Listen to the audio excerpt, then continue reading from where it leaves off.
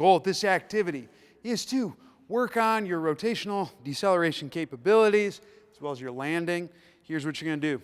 You're going to need a ramp and a med ball. You're going to stand on the ramp just like I am right here. You're going to get up on your toes. So once you are up on your toes, the landing portion is going to be just spreading slightly, getting a slight dip down like this, making sure your knees don't cave in, nothing like that. You're going to time that with a fake chop. What the fake chop is going to entail is going from one side, quick release down to the hip. So I start at ear height, go down to the hip, and you're going to alternate on the other side.